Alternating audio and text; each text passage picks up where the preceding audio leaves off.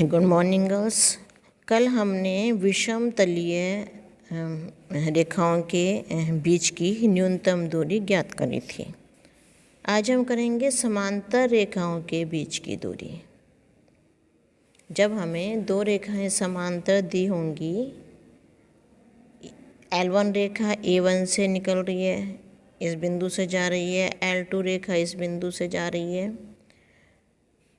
जब दो समांतर रेखाएं, इसका मतलब ये किसी तीसरी रेखा की भी समांतर उसके समांतर हैं। मान लिया हमने बी वेक्टर, तो ये हमारा ये जो रेखा है L1 वाली रेखा, ये तो हो जाएगी लैम्डा बी वेक्टर और ये हो जाएगी म्यू बी वेक्टर, क्योंकि दोनों इसके समांतर हैं।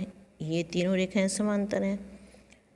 ये रेखा लैम्डा बी वेक्टर और ये रेखा लैम्डा म्यू बी वेक्टर। क्या सूत्र है? R vector is equal to A1 vector plus lambda b vector, r vector A2 vector plus mu b vector. अब यहाँ पे देखो B1 B2 नहीं है, जैसे हमने कल की वीडियो में करा था विषम तलीय में B1 और B2 थे। वो दोनों रेखाएं समांतर नहीं थी, इसलिए B1 और B2 लिए थे। लेकिन अब ये रेखाएं समांतर हैं, तो दोनों में सेम ले लिया BB वेक्टर। अब इसका सूत्र क्या होगा दूरी ज्ञात करने का? ये B cross A2 minus A1 upon modulus B। अब इसमें ये सूत्र हम लगाएंगे। ऐसा एक एग्ज़ाम्पल है, कोई क्वेश्चन नहीं है आपकी बुक में, तो एग्ज़ाम्पल मैं आपको समझा देती हूँ इसका। इसमें हमें दिया हुआ है दो रेखाएं दी हुई हैं L1 L2, r vector is equal to, ये एक रेखा में दी हुई है I plus 2j minus 4k। इसको एक ब्रैकेट में कर देंगे।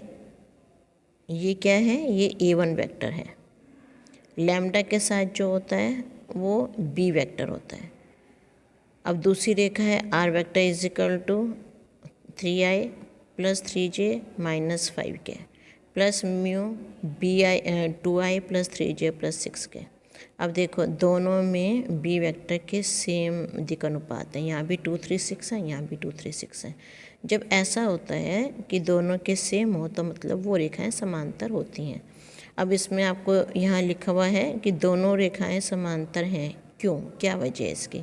तो क्यों का मतलब ये है कि इसमें ये जो रेखा है B वेक्टर, यहाँ दोनों सेम है, इसलिए ये रेखाएं समांतर हैं।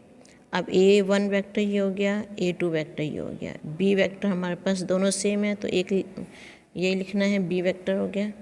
अब B cross A2 minus A1, B के साथ क्रॉस होगा A2 माइनस A1। अब इसमें तो इकट्ठा कर रखा है आपका,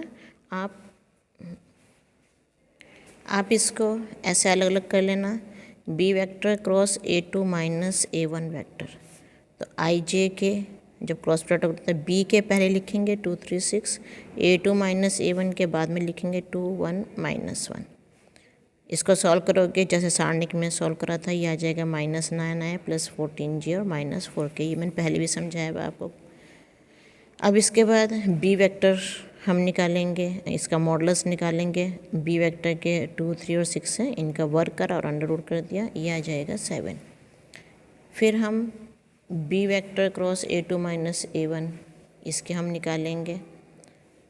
इसके ये हमने निकाला, सॉल्व करा 293/3।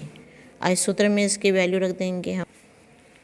ये हमारा आ गया 293 A2 वेक्टर 293/7 मॉडुलस में, क्योंकि माइनस नहीं है इसमें, तो जब माइनस है नहीं तो हटेगा, हटने का मतलब नहीं है इसमें, तो इसका आंसर हमारा ये हो जाएगा। अब इन क्वेश्चंस की आप प्रैक्टिस कीजिएगा। Okay, thank you.